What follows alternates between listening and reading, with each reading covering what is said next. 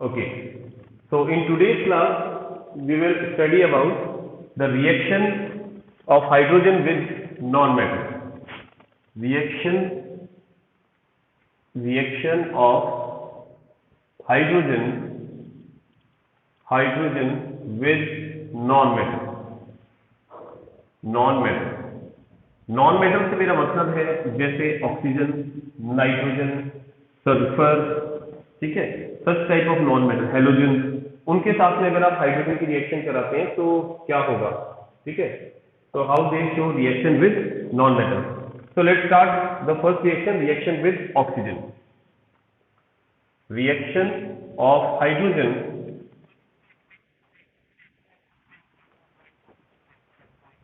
just a minute, the reaction of hydrogen with oxygen, just a minute, oxygen. हाँ, अब बोलिए बेटा क्या कह रहे हैं आप।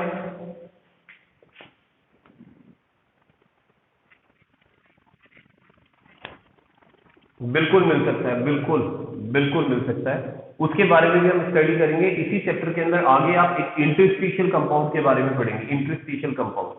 तो इंटरस्टिशियल कंपाउंड में क्या होता है बेटा, मेटल्स के बीच में ना इंटरस्टिशियल स्पेस होता है, जहां पर हाइड्रोजन जो है वो उसको कैप्चर करके रखता है, हाइड्रोजन वहां बीच में फिल हो जाता है, तो वहां वो नॉन स्टाइकियोमेट्रिक कंपाउंड होता है, ठीक है, उसे हम नॉन स्टाइकियोमेट्रिक कंपाउंड कहते हैं। उसके बारे में भी हम स्टडी करेंगे but later in this chapter. Okay, बस हो सकता है ऐसा। ओके, बिल्कुल नहीं करेगा। लॉ ऑफ कांस्टेंट प्रोपोर्शन को फॉलो नहीं करता है वो, क्योंकि उसमें चेंजेबल है, वेरिएबल होता है वो, ठीक है। चलिए, तो हम बात करें reaction of hydrogen with oxygen, ठीक है। तो अगर ऑक्सीजन के साथ आप हाइड्रोजन की रिएक्शन कराते हैं तो जैसा मैंने जिक्र किया था आपसे, as we discuss in the previous class, that आपने मार्शियन एक मूवी देखी थी, और मार्शियन मूवी में आपने देखा था कि वो जो मूवी का जो हीरो था, वो जब हाइड्रोजन और ऑक्सीजन की रिएक्शन करा रहा था तो एक्सप्लोड हो गया था वहां पर, है ना। फर्स्ट टाइम में जब वो अनसक्सेसफुल रहा, फिर दूसरी बार में वो सक्सेसफुल रहा, उसने कंट्रोल्ड कंडीशन में रिएक्शन कराई थी। तो बिल्कुल ये जो रिएक्शन होती है हाइड्रोजन ऑक्सीजन की, ये हाईली एक्सोथर्मिक रिएक्शन होती है, ठीक है। तो इसको लेकिन कंट्रोल कंडीशन में कराया जा सकता है। तो यहां देखते हैं, तो यहां लिख लेते हैं, इट इज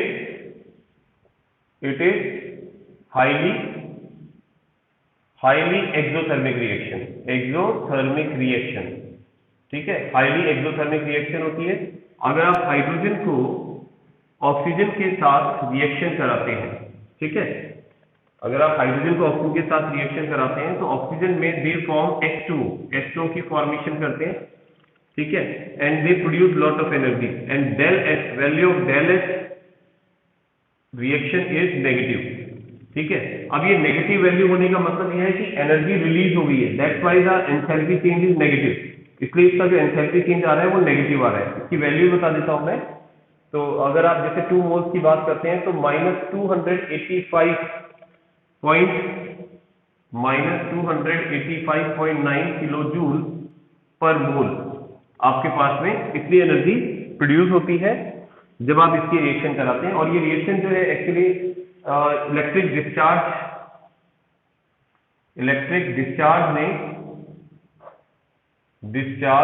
करा के, और टेम्परेचर आप इसका मेंटेन करते हैं लगभग 970 केल्विन, इस टेम्परेचर पर ये रिएक्शन हो जाती है, ठीक है। अच्छा, एक बात बताऊं, let me ask you one thing, कि कोई भी रिएक्शन का एक्सोथर्मिक होना किस बात पर डिपेंड करता है, एक्चुअली इस चीज को समझना है ना, कि हमें पता है बेटा हाइड्रोजन के बीच में एक बॉन्ड है, ऑक्सीजन के बीच में 2 बॉन्ड है, ठीक है। अब इनसे जो हमारे पास मॉलिक्यूल बन रहा है उसमें ऑक्सीजन और हाइड्रोजन के बीच में एक नया बॉन्ड बना है। तो जब ये बॉन्ड ब्रेक होगा, बिल्कुल, तो जब ये दोनों आपस में नया बॉन्ड बनाएंगे तो हमें देखना है कि जो प्रीवियस बॉन्ड उनकी बॉन्ड एनर्जी और जो अब ये बॉन्ड बना है उनकी बॉन्ड एनर्जी में कितना डिफरेंस है, ठीक है। जितना ज्यादा डिफरेंस होगा, जैसे इस बॉन्ड के फॉर्मेशन में कम एनर्जी रिक्वायर्ड है, बट ये जो बॉन्ड ब्रेक हुए उनसे एनर्जी ज्यादा प्रोड्यूस हुई है, तो दैट मीन्स जो रिजल्टेंट आपके पास में जो प्रोडक्ट बनेगा उसके साथ में एनर्जी भी प्रोड्यूस होगी, तो इसलिए वो हाईली एक्सोथर्मिक हो जाएगा। मतलब नए बनने वाले बॉन्ड की एनर्जी कम है, पुराने वाले बॉन्ड की एनर्जी ज्यादा थी। हाँ बोलिए।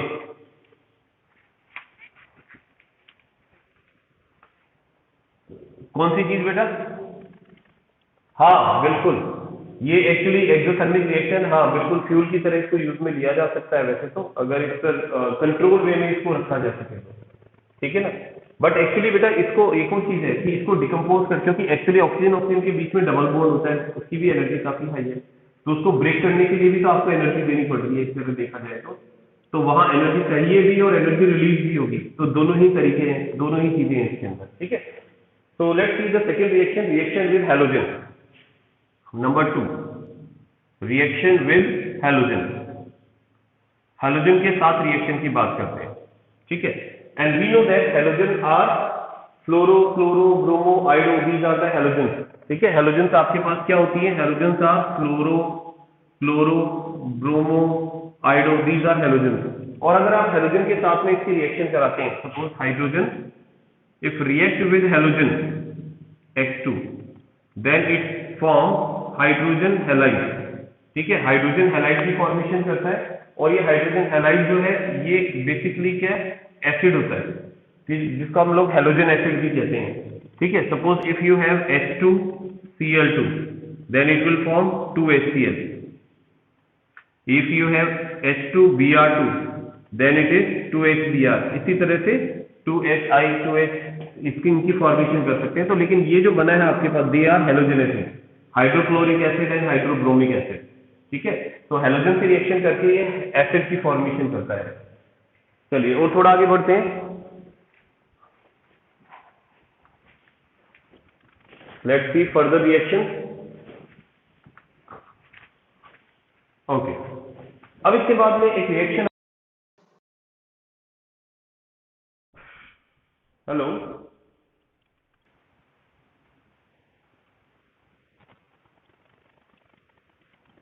यस, लेट्स कंटिन्यू बेटा, देयर वाज ए कॉल। तो am I audible to you, आवाज आ रही है मेरी आपके पास? Yes, okay, let's continue.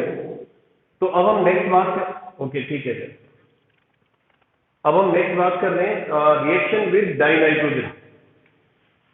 Number 3 that is reaction with, हाँ बोलिए बेटा।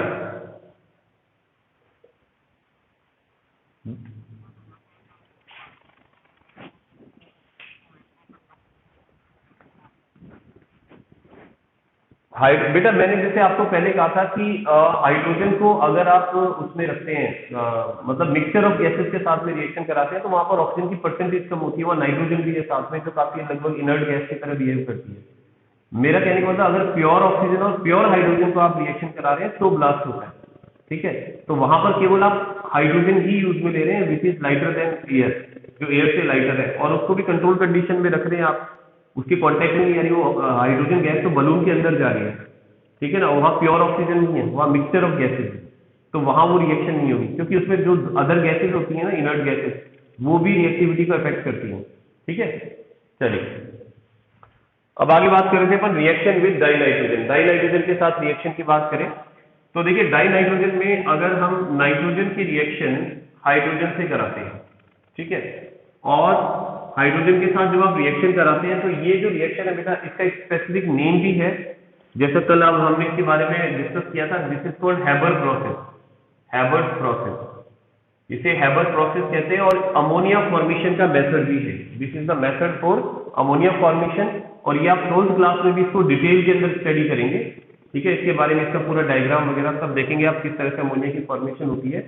बट इसकी कंडीशन जो है वो देख लें आप, इसमें आयरन और मॉलिब्डेनम आप काम में लेते हैं, ठीक है। आयरन तो यहाँ कैटलिस्ट का काम करता है, आयरन जो है Fe, it is used as catalyst, ये कैटलिस्ट का काम करता है, और MO जो है बेटा ध्यान रखना, ये कैटलिस्ट एक्टिवेटर मान सकते हैं इसको, एक्टिवेटर, ठीक है, ये कैटलिस्ट को एक्टिवेट करने का काम करता है, ठीक है। इसके बाद ये जो कंडीशन है ये हाई प्रेशर पर होगी, प्रेशर भी लगभग आप 200 ATM प्रेशर मेंटेन करते हैं, और टेम्परेचर भी थोड़ा नॉर्मल से ज्यादा रखा जाता है, दैट इज 673, कई जगह 700 आपको भी लिखा हुआ मिल जाएगा, 673 केल्विन। तो इन कंडीशंस के अंदर जब आप नाइट्रोजन और हाइड्रोजन को आपस में रिएक्शन कराते हैं तो आपके पास में अमोनिया की फॉर्मेशन हो जाती है, इट फॉर्म अमोनिया NH3। पहले तो गैसेस फॉर्म में बनता है, फिर कंप्रेस करके इसको लिक्विड भी कर सकते हैं आप, ठीक है। तो this process is called Haber process. Important reaction है, पूछ ली जाती है कई बार, ठीक है। इसके, हाँ बोलिए बेटा।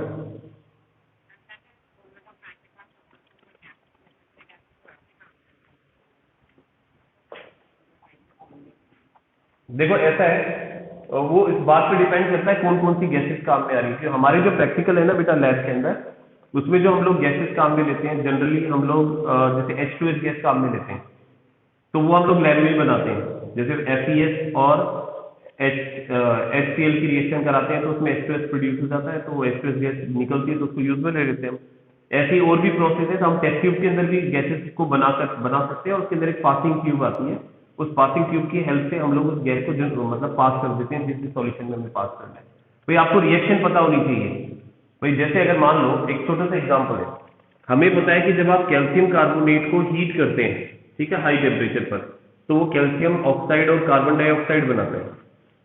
अब ये गैस बन रही है तो आप क्या करेंगे, हाँ आप क्या करेंगे, इस टेस्ट ट्यूब में आपने सपोज कैल्शियम कार्बोनेट, वैसे मैं एक एग्जांपल ले रहा हूँ, ठीक है, क्योंकि इसके लिए ज्यादा हीट की जरूरत होती है, टेस्ट ट्यूब ब्रेक हो जाएगी इसमें, ठीक है। तो एक एग्जांपल ले लिया मैंने, जैसे कैल्शियम कार्बोनेट लिया आपने, तो यहाँ पर आपने कॉर्क लगा दिया है और यहाँ एक पासिंग ट्यूब लगा दिया, ठीक है। और फिर अब जब आप इसको हीट करेंगे, जब आप इसको हीट करेंगे तो हीट करने पर इसमें ये रिएक्शन होगी, CO2 गैस प्रोड्यूस होगी, तो CO2 गैस यहाँ से आपको मिल जाएगी, ठीक है ना। तो सिंपल सा है, और भी बहुत सारे मेथड है। जैसे एक सिंपल सा है, कैल्शियम कार्बोनेट का एक पीस ले लो आप, और कैल्शियम कार्बोनेट में आप HCl मिला दो, तो हमें पता है इस रिएक्शन में क्या होता है, कैल्शियम क्लोराइड बनता है, H2O बनता है और CO2 गैस प्रोड्यूस होती है। अब अगर आपने इसमें HCl भी ऐड कर रखा है, आपने इसमें HCl ऐड कर रखा है, तो भी तो इसमें CO2 प्रोड्यूस होगा, तो इस तरह से CO2 प्रोड्यूस कर सकते हैं। तो बेटा कैल्शियम कार्बोनेट चूना होता है ना, ये तो रेडिली अवेलेबल होता है। बाकी जो केमिस्ट्री के जो जैसे रिएजेंट्स वगैरह होते हैं, इनके लिए अलग से एक शॉप आती है जहां पर ये सारा सामान मिलता है, ठीक है। रिएजेंट सारे अवेलेबल होते हैं, बट ये है कि वो जनरली हर किसी पे अवेलेबल नहीं होते, कुछ कुछ पर बैन है। क्या हुआ बेटा?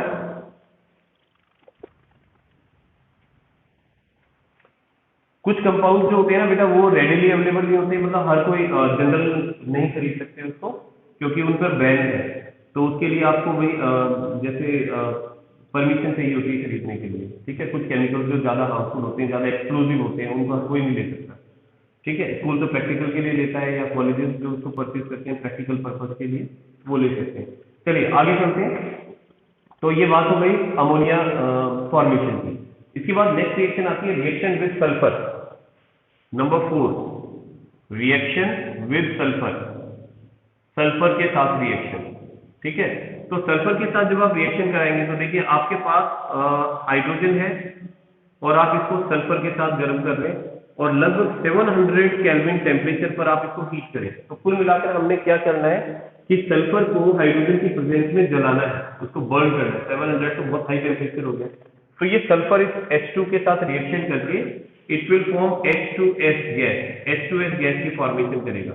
और ये H2S गैस जो है, इसकी स्मेल जो होती है रॉटन एग जैसी स्मेल होती है, जैसे सड़ा हुआ अंडा होता है, रॉटन egg, it smell like that, ठीक है, उसकी तरह स्मेल करता है। तो इजीली आइडेंटिफाई हो जाता है कि हाइड्रोजन सल्फाइड की फॉर्मेशन हो गई, ठीक है।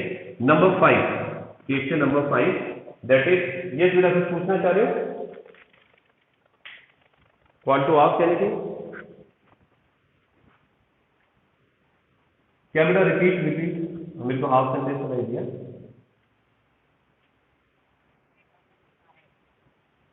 हाइड्रोजन स्टोरेज वो अलग चीज होगी बेटा, अभी तो ये हाइड्रोजन स्टोरेज का तो यूज ही नहीं किया अपन ने, ठीक है। तुम एक बार जैसे जो टॉपिक चल रहा है उस पर नहीं पूछ रहे हो, तुम्हारे जो सारे क्वेश्चन है वो आगे हैं, जो अपन आगे पढ़ेंगे, ठीक है। तो थोड़ा सा वेट कर लो, आप इसी चैप्टर के अंदर ये सारी चीज आ जाएगी, ठीक है ना, थोड़ा सा वेट कर लो, उसके भी बारे में बात करते हैं अपन, ठीक है। तो चलिए अभी अपन बात कर रहे हैं यहाँ पर, क्योंकि मुझे बार बार फिर क्या टॉपिक से हटना पड़ता है, ठीक है। तो अपन आएंगे टॉपिक पर। तो reaction with carbon, reaction with carbon, तो हम कार्बन के साथ रिएक्शन की बात करते हैं, ठीक है। तो जब बेटा कार्बन के साथ आप रिएक्शन करा रहे हैं हाइड्रोजन की, तो वह दो पॉसिबिलिटी है। जैसे कार्बन है आपके पास, और आप इसकी रिएक्शन हाइड्रोजन के साथ करा दो, ठीक है। और ये सॉलिड फॉर्म में है और हाइड्रोजन आपके पास गैसियस फॉर्म में है। तो अलग अलग टेम्परेचर पर अलग अलग चीजों की फॉर्मेशन होती है। तो यहाँ दो पॉसिबिलिटी जैसा मैंने कहा है आपके पास, ठीक है। पहली पॉसिबिलिटी, फर्स्ट पॉसिबिलिटी है आपके पास कि अगर आप इसको 1375 केल्विन पर हीट करते हैं, और दूसरी पॉसिबिलिटी है कि इलेक्ट्रिक आर्क की प्रेजेंस में आप इसका टेम्परेचर रखते हैं लगभग 3300 केल्विन, ठीक है, 3300 केल्विन। तो अलग अलग प्रोडक्ट बनेगा। फर्स्ट केस के अंदर तो आपके पास कार्बन और हाइड्रोजन कंबाइन होकर के मीथेन की फॉर्मेशन करते हैं, मीथेन गैस, ठीक है। बट अगर आप इलेक्ट्रिक आर्क यूज में लेते हैं तो ध्यान रखना यहाँ पर जो फॉर्मेशन होती है that is CH triple bond CH। इसको आप एसिटिलीन भी कहते हैं, ठीक है, इसे एसिटिलीन भी कहते हैं और इसे एथाइन भी कहा जाता है। This is also ethyne. तो इससे आप मीथेन भी बना सकते हैं और इलेक्ट्रिक आर्क भी प्रोड्यूस करके इसका एसिटिलीन बना सकते हैं। हाँ बोलिए बेटा। Yes,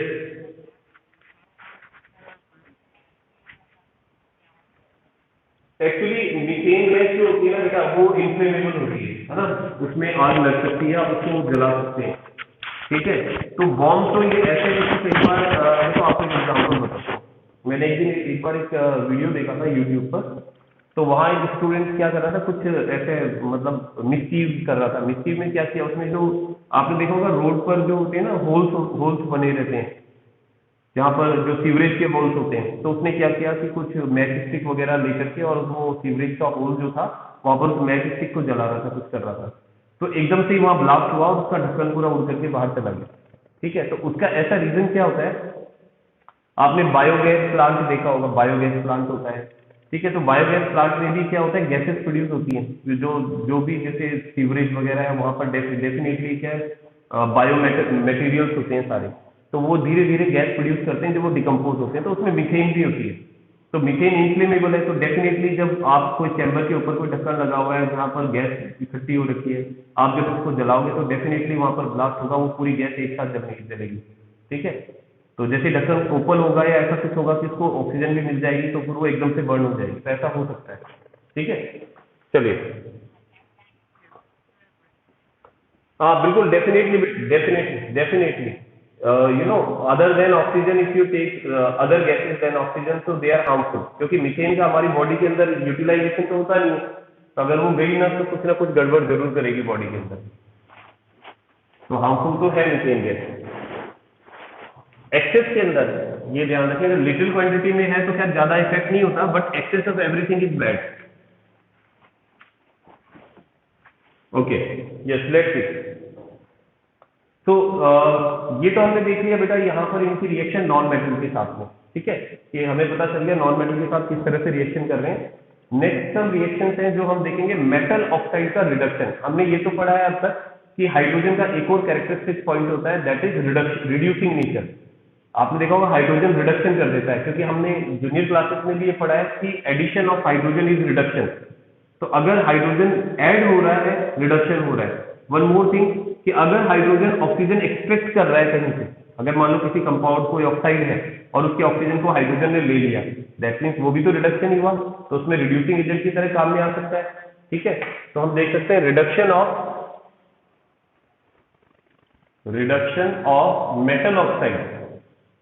metal oxide bye hydrogen, ठीक है, हाइड्रोजन से मेटल ऑक्साइड का रिडक्शन, ठीक है। और मेटल ऑक्साइड की फॉर्म में हमारे पास सपोज क्या कॉपर ऑक्साइड है, ठीक है, जिंक ऑक्साइड है, सपोज लेड ऑक्साइड है, and we have Fe3O4, these are the oxide, ठीक है। तो इन सब ऑक्साइड्स में क्या है कि जब आप हाइड्रोजन के साथ इसको हीट करेंगे, when you heat it with hydrogen, तो हाइड्रोजन के साथ हीट करने पर एक्चुअली क्या होता है, ऑक्सीजन की एफिनिटी, समझना मेरी बात को, hydrogen has greater affinity with oxygen than metal के कंपैरिजन में। I am just taking your question, just a minute बेटा, ठीक है। तो हाइड्रोजन जो है वो ऑक्सीजन के साथ ज्यादा एफिनिटी शो करता है मेटल के कंपैरिजन में। तो जब आप इसको हीट करेंगे हाइड्रोजन की प्रेजेंस में, तो हाइड्रोजन इनके ऑक्सीजन को कैप्चर कर लेगा, and it will form Cu plus H2O. It will form Zn plus H2O. It will form Pb plus H2O and Fe plus H2O. ठीक है, तो यहाँ मेटल जो है वो एक सेकंड बेटा, मेटल ऑक्साइड मेटल में कन्वर्ट हो रहा है, दैट मीन्स इसका क्या हो रहा है, reduction, because removal of oxygen हो रहा है। ठीक है, यहाँ पर क्या हो रहा है, removal of oxygen, and removal of oxygen is called reduction. हाँ, अब बोलिए बेटा क्या कह रहे हैं, यस बोलिए।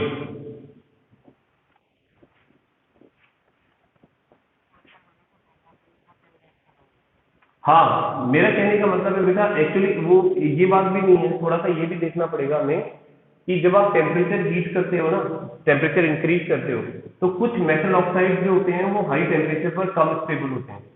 ठीक है, तो जैसे जैसे आपने टेम्परेचर हीट किया तो वो डिकम्पोज हो जाते हैं और ऑक्सीजन को रिलीज कर देते हैं, और उस कंडीशन में जो हाइड्रोजन है वो उस ऑक्सीजन को गेन करके H2 की फॉर्मेशन कर देता है। और हाँ, और ये मोस्टली उनके साथ होगा जैसे तुम कह रहे हो कि ऐसे मेटल्स जिनकी रिएक्टिविटी कम है, क्योंकि ये आपके पास मेटल्स है ना बेटा, दे आर लेस रिएक्टिव। यही अगर आप एक्टिव मेटल ले लेते हो, जैसे आपने सोडियम ऑक्साइड ले लिया, पोटेशियम ऑक्साइड ले लिया है, मैग्नीशियम ऑक्साइड ले लिया, तो उनकी रिएक्टिविटी जो है हाइड्रोजन के कंपैरिजन में ऑक्सीजन से ज्यादा है। तो that's why they have greater affinity towards oxygen, तो इसलिए वो अलग नहीं होंगे। अगर आप जैसे मान लीजिए आपके पास सोडियम ऑक्साइड है, ठीक है, कोई रिएक्टिव मेटल ऑक्साइड है, और उसको आप हाइड्रोजन के साथ नॉर्मल टेम्परेचर पर हीट करते हैं, तो जनरली ये इसके ऑक्सीजन को रिलीज नहीं कर सकता।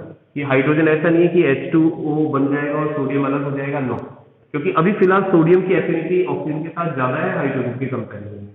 ठीक है ना, तो ये रिएक्शन ये नहीं देगा। जो लेस रिएक्टिव मेटल है कंपैरेटिवली, ठीक है, वो ये काम कर सकते हैं। ठीक है, चलिए आगे बढ़ते हैं। ये अब इसके बाद एक चीज और आती है इसकी कि हाइड्रोजन जो है ना बेटा, इनमें एक नेचर और होता है कि हाइड्रोजन जो है अगर मेटल हमारे पास आयन की फॉर्म में है, एक्वस फॉर्म में, आयन की फॉर्म में, तो उनका भी रिडक्शन कर सकता है। ठीक है, तो ये चीज और ध्यान रखें कि hydrogen can reduce metal ion, ठीक है, वो भी कौन से, एक्वस इनटू मेटल। जैसे फॉर एग्जांपल देखो, आपके पास में Pb2+ है, आपके पास Cu2+ है, ये एक्वस फॉर्म में, मतलब सॉल्यूशन की फॉर्म में है। ठीक है, और आप क्या कर रहे हैं, उस सॉल्यूशन में हाइड्रोजन गैस को पास कर रहे हैं। ठीक है, आपने कंटेनर लिया, सपोज आपने कंटेनर लिया, उस कंटेनर में, in that container you have copper sulphate solution. अब कॉपर सल्फेट सॉल्यूशन का मतलब क्या हुआ कि आपके पास में इसमें Cu2+ ion and SO4 2- ion, ठीक है, आपने इसको फिल कर रखा है, और यहां पर आप किसी बाहर उससे सोर्स से आप इसके अंदर हाइड्रोजन गैस पास कर रहे हैं, तो डेफिनेटली ये जो हाइड्रोजन गैस है ना बेटा, इसमें हाइड्रोजन में इलेक्ट्रॉन देने का जो नेचर है वो ज्यादा है, इलेक्ट्रॉन रिलीजिंग टेंडेंसी, यानी इसका ऑक्सीडेशन पोटेंशियल हाई है। आपको ध्यान होगा, थोड़ा सा मैं आपको बैक लेकर के जा रहा हूं, आपको ध्यान होगा हमने रेडॉक्स रिएक्शन चैप्टर पढ़ा था। उस रेडॉक्स रिएक्शन चैप्टर में आपने पढ़ा था हाइड्रोजन के लिए H2 H+ ion equal to 0.0 volt था। ठीक है, इसको हम क्या बोल रहे हैं, हाइड्रोजन का ऑक्सीडेशन पोटेंशियल। और अगर मैं कॉपर का एग्जांपल लेता हूं, Cu2+, इसका जो ऑक्सीडेशन पोटेंशियल है -0.34 वोल्ट था। ये मैंने दोनों कौन से पोटेंशियल लिखे हैं, these two are the oxidation potential, ये दोनों ऑक्सीडेशन पोटेंशियल है। तो मुझे बताओ बेटा, किसका ऑक्सीडेशन पोटेंशियल हाई है, हरियर बताइए जरा, किसका ऑक्सीडेशन पोटेंशियल हाई है, कॉपर और हाइड्रोजन? हाइड्रोजन का ऑक्सीडेशन पोटेंशियल हाई है, और ऑक्सीडेशन पोटेंशियल होता है इलेक्ट्रॉन रिलीजिंग टेंडेंसी, तो इसका मतलब इलेक्ट्रॉन रिलीजिंग टेंडेंसी हाइड्रोजन में ज्यादा है। तो जब ये दोनों एक दूसरे के कांटेक्ट में आएंगे तो हाइड्रोजन अपने इलेक्ट्रॉन किसको दे देगा, लेड को दे देगा, और लेड को इलेक्ट्रॉन देने के बाद लेड का तो रिडक्शन हो जाएगा, लेड तो कन्वर्ट हो गया लेड सॉलिड में, और हाइड्रोजन जो है वो 2H+ आयन में कन्वर्ट हो जाएगा और एक्वस फॉर्म में चेंज। तो आप देख सकते हैं यहाँ पर इसका तो क्या हो गया बेटा, इलेक्ट्रॉन को गेन करना रिडक्शन होता है, ठीक है, इसका तो रिडक्शन हो गया, ठीक है। वाइल हाइड्रोजन का क्या हो गया, इसका खुद का ऑक्सीडेशन हो गया, ठीक है। Why there is oxidation of hydrogen, because hydrogen oxidation potential is high, it has greater tendency to release electron. Similarly यहाँ पर भी हम देख सकते हैं, यहाँ पर क्या होगा, Cu सॉलिड बनेगा और आपके पास में 2H प्लस आयन जो है वो एक्वस फॉर्म में डिसॉल्व हो जाएंगे, ठीक है। क्लियर है? तो इस तरह से भी रिएक्शन हो सकती है इनके बीच में। चलिए, हाँ बोलो बेटा। यस यस बोलिए। ओनली एक्सक्यूजिंग, एक बार बेटा वापस रिपीट करो, आवाज आधी आई मेरे पास।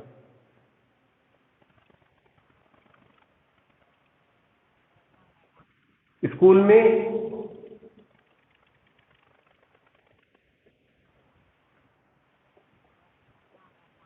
एग्जाम, अच्छा अच्छा, okay. you will get the information today, okay? Today you will get a message. In that message all the information will be there, so don't worry. It is not final right now, but maybe the exam will be conducted in through online, so you will have to submit, you will have to give exam online ही देना होगा अभी तक जो होगा आगे। अच्छा, आपका तो नॉन बोर्ड एग्जाम है। यस बेटा बोलिए।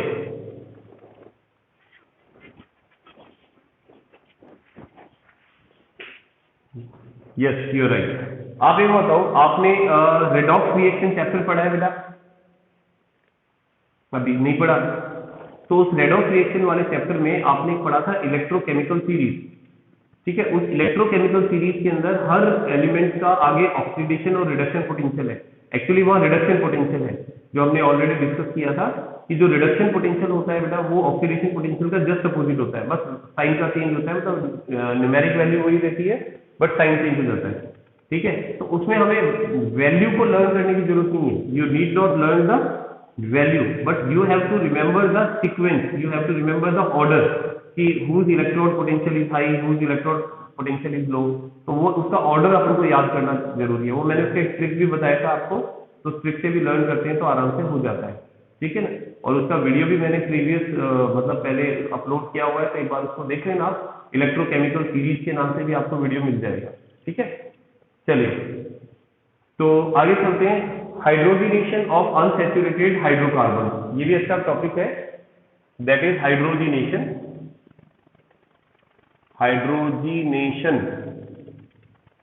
Of unsaturated hydrocarbon. बिल्कुल बिल्कुल, 10th में भी आप पढ़ करके आए हैं इस चीज को, अनसैचुरेटेड हाइड्रोकार्बन का हाइड्रोजिनेशन। अब अनसैचुरेटेड से मेरा मतलब होता है बेटा compound having double bond, compound having triple bond. Suppose we have ethene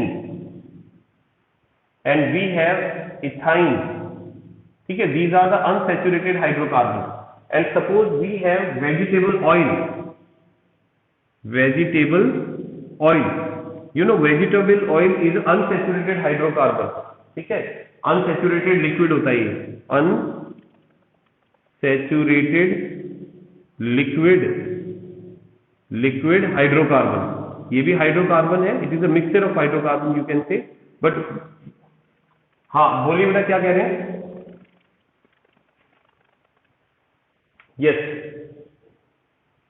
देखते हैं। तो अब हमें क्या करना है, इसका हाइड्रोजिनेशन। अब एक ना बड़ा कंफ्यूजन रहता है बेटा स्टूडेंट को, ये चीज समझ लेना, हाइड्रोजिनेशन, डिहाइड्रोजिनेशन, है ना, हाइड्रेशन, डिहाइड्रेशन, ठीक है। इसको अच्छी तरह समझे, दो टर्म है अलग अलग। एक तो होता है hydrogenation, that means hydrogenation means addition of hydrogen, ठीक है। और अगर इसको मैं लिख देता हूं डिहाइड्रोजिनेशन,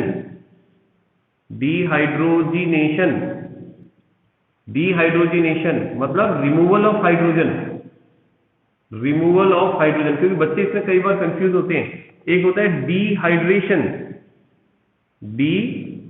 पहले हाइड्रेशन लिखो, एक होता है हाइड्रेशन मतलब होता है addition of water, and another one is dehydration. Dehydration, that is removal of water. Removal of water, ठीक है। तो ये कंफ्यूजन नहीं होना चाहिए, इसलिए मैंने इसको अलग से लिख दिया, क्योंकि कई बार स्टूडेंट्स में कंफ्यूज रहते हैं। Dehydrogenation, sorry hydrogenation, addition of hydrogen. Dehydrogenation, removal of hydrogen. Hydration, hydrate मतलब वाटर होता है बेटा, हाइड्रेशन मतलब वाटर का एडिशन, और डिहाइड्रेशन मीन्स वाटर का रिमूवल। जैसे कई बार कहते हैं ना उसको किसी somebody is suffering with dehydration, that means lack of water in the body, तो उसमें वाटर की अगर कमी हो जाए बॉडी में तो उसको डिहाइड्रेशन होना बोलते हैं हम लोग। मोस्टली समर में ऐसा हो जाता है डिहाइड्रेशन, ठीक है। तो ये चीज ध्यान रखनी है। अब जरा रिएक्शन की बात करते हैं, लेट्स सी। तो अब हम बात कर रहे हैं कि हमारे पास में बेटा यह 3 अनसैचुरेटेड हाइड्रोकार्बन है, because they are having double and triple bond. This is ethene, this is ethyne, this is ethyne and this is vegetable oil. तो यहां पर हम इसका हाइड्रोजिनेशन करा रहे हैं। हाइड्रोजिनेशन मतलब हाइड्रोजन से रिएक्शन करा रहे हैं, बट नॉर्मल कंडीशन में ये रिएक्शन नहीं होती है। आप ये चाहें कि भाई हम वेजिटेबल ऑयल लें, हाइड्रोजन गैस लेकर के आए और एक कंटेनर में वेजिटेबल ऑयल को रख करके और उसमें हाइड्रोजन गैस पास कर दें, तो उसका हाइड्रोजनेशन, हाँ, तो वहां नहीं होगा।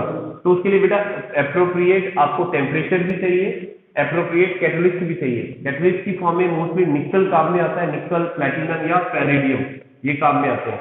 तो ध्यान रखना, निकल, प्लैटिनम और पैलेडियम, इनमें से कोई भी एक कैटलिस्ट होना चाहिए। And the temperature should be 473 kelvin, 473 kelvin, that means about 200 degree Celsius, इतना टेम्परेचर होना चाहिए। तो ये हाइड्रोजन जब यहाँ ऐड होगा तो एक बॉन्ड ब्रेक हो जाएगा। Now it will change into CH3 and CH3, that is ethane, ethane. तो जो आपके पास अनसैचुरेटेड था ethane, it has change into ethane, that is saturated. And the next is, अगर यहां से एक बॉन्ड ब्रेक करते हैं इथाइन से, सॉरी एक क्यों 2 पाई बॉन्ड है इसमें, तो ब्रेक होंगे, then it will also change into ethane, ये भी इथेन में चेंज हो जाएगा। और यहां अगर इसकी बात करते हैं अपन vegetable oil which is unsaturated liquid, जो अनसैचुरेटेड लिक्विड है, तो ध्यान रखना ये वेजिटेबल घी में कन्वर्ट हो जाएगा। वेजिटेबल घी जिसको हम बोलते हैं घी, that is saturated, saturated solid, ठीक है, जो सैचुरेटेड सॉलिड है, ठीक है। लेकिन कंडीशन सब में वही होगी, ध्यान रखना। यस, हाँ, ये चीज तो आपने जैसे 10th स्टैंडर्ड के अंदर पढ़ी है बेटा, कि दोनों में से हार्मफुल कौन सा होता है, कौन सा होता है बताइए, which is more harmful, saturated और अनसैचुरेटेड?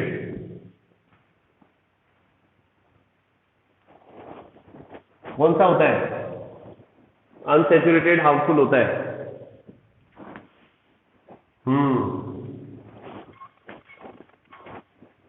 ओके, और इसमें एक चीज और है बेटा, इसमें खैर वो तो अलग चीज होगी। सैचुरेटेड और अनसैचुरेशन का अपन ना पता एक चीज और कर सकते हैं। There is another method by which you can identify whether the given substance is saturated और अनसैचुरेटेड, ठीक है। अगर आप इसको बर्न करते हैं, if it burn with a sooty flame, अगर वो धुएं के साथ जलता है तो इसका मतलब वो अनसैचुरेटेड है, ठीक है ना। अगर उसमें डबल या ट्रिपल बॉन्ड होंगे then it will burn with sooty flame, smoky flame, ठीक है। And if it is saturated then it is not necessary that it will burn with a sooty flame, फिर वो सूटी फ्लेम के साथ में नहीं बर्न करता है। तो उसको अपन, यस बेटा क्या कह रहे हैं, वापस बोले।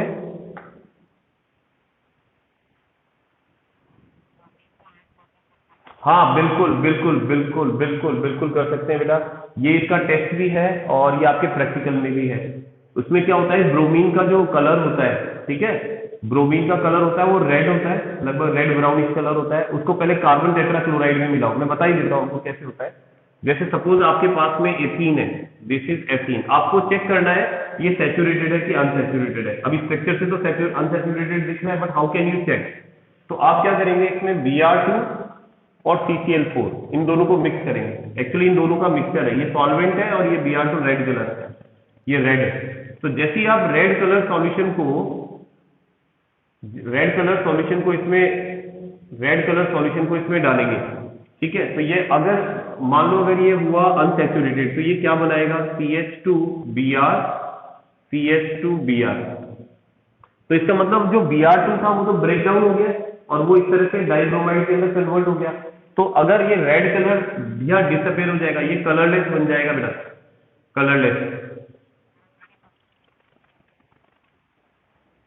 जो लैब में आपके लैब मैनुअल में, नहीं बुक वाले सारे नहीं कराएंगे बेटा, नहीं नहीं नहीं, एक्चुअली आपके लैब मैनुअल में कुछ स्पेसिफिक एक्सपेरिमेंट दिए हुए हैं 11th क्लास के लैब मैनुअल में, तो उन्हीं प्रैक्टिकल्स को हम लैब के अंदर परफॉर्म कराते हैं, उसमें भी।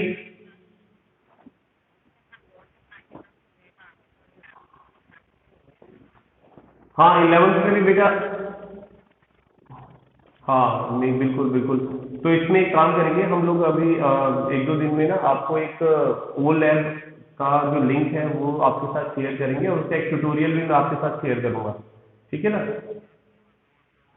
हाँ ओ लैब बिल्कुल ओ लैब, तो उसके अंदर आप ना 11th क्लास के जो प्रैक्टिकल है उनकी प्रैक्टिस कर सकते हैं। इसमें कुछ जैसे वीडियो भी है, एनिमेशन भी है, थ्योरी भी है और कुछ प्रैक्टिस के लिए एक्सरसाइज भी है। वो देखो अभी एवरीथिंग इज अनसर्टन, अभी तो सब कुछ अनसर्टन है, अभी हम कुछ डिसाइड नहीं कर सकते था। तो देखो लेट्स सी व्हाट हैपन, क्या होता है तो उसके अकॉर्डिंग अपन देखेंगे, ठीक है। अभी कुछ डिसाइडेड नहीं है। तो अभी तो एक बार ये समझ लें कि अगर ये रेड कलर डिसअपेयर हो जाता है, जैसे ही आपने सॉल्यूशन में ब्रोमीन को ऐड किया, ब्रोमीन CCl4 को, और वो रेड कलर डिसअपेयर हो गया, तो इसका मतलब वो अनसैचुरेटेड था, ठीक है। और अगर रेड कलर डिसअपेयर नहीं हुआ, दैट मीन Br2 ये वो ब्रेक नहीं हुआ, कंबाइन नहीं हुआ, तो इसका मतलब रेड कलर अगर डिसअपेयर नहीं हुआ that means it was saturated, ठीक है। तो वो सैचुरेटेड था। तो I think this is clear to you कि how we can identify saturated and unsaturated.